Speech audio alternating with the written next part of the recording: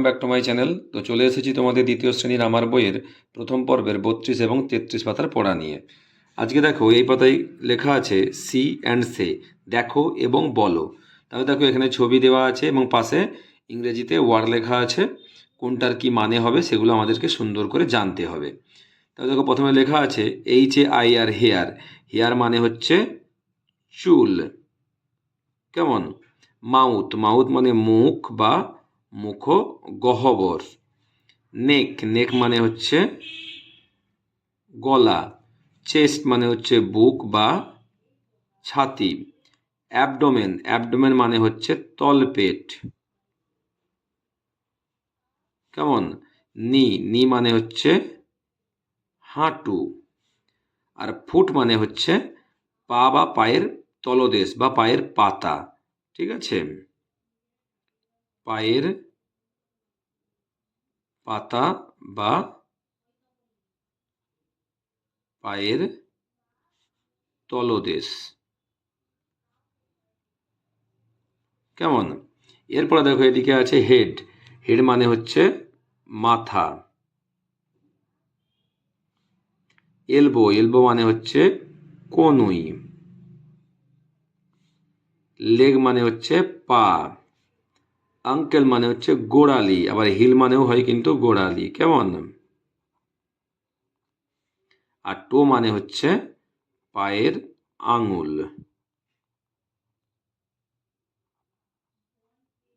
পায়ের আঙুল, কেমন? তাহলে তোমরা এইভাবে সুন্দর করে এটা উচ্চারণ করে পড়বে এবং মানেগুলো মনে রাখার চেষ্টা করবে, ঠিক আছে? এরপরে দেখো যে see the words in the help box.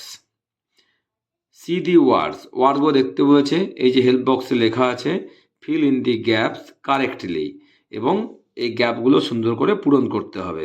তাহলে দেখো এনওডি, নড মানে হচ্ছে নাড়ানো, ক্ল্যাপ মানে তালি দেওয়া, রান মানে দৌড়ানো, স্ট্যান্ড মানে দাঁড়ানো।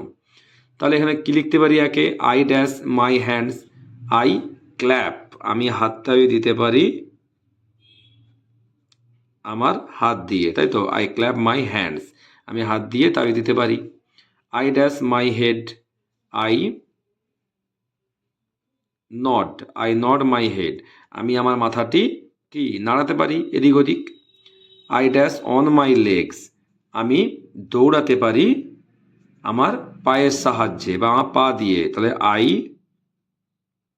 Run on my legs. তারপর দেখো কি হবে? I dash on my feet, I stand, STAND, I stand on my feet, আমি দাঁড়াতে পারি আমার পায়ের পাতার উপর ভর দিয়ে বা পায়ের তলদেশের উপর ভর দিয়ে, কেমন? তাহলে এইভাবে তোমরা সুন্দর করে এটা করে নেবে। আর এখানেও আমরা শিখে নিলাম আমাদের শরীরের অনেকগুলো অঙ্গের ইংরেজি নাম, ঠিক আছে? তাহলে চলো পরের পাতায় যাওয়া যাক। তাহলে দেখো এই পাতায় কি দেখতে পাচ্ছি না, সূর্য হাসছে, পাখিরা উড়ে বেড়াচ্ছে, প্রজাপতি ফুলের উপর গিয়ে বসে মধু খাচ্ছে, আর দুটো দেখো বাচ্চা ছেলে মেয়ে, তারা খুব হেসে হেসে আনন্দ করছে। কি লেখা আছে না, আলো আমার আলো। কে লিখেছেন না, রবীন্দ্রনাথ ঠাকুর।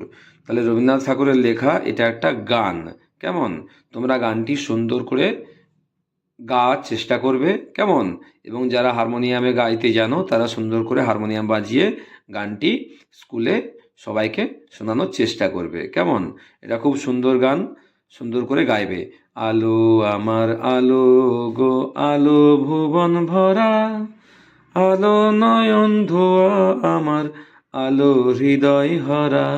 এভাবে সুন্দর করে সুরে তোমাকে গানটি গাইতে হবে, কেমন? তাহলে তোমরা সুন্দর করে গানটি করে নিও। আর অবশ্যই আমার চ্যানেলটি লাইক করবে, সাবস্ক্রাইব করে পাশে থাকবে। নেক্সট ভিডিও দেখা হবে, টাটা।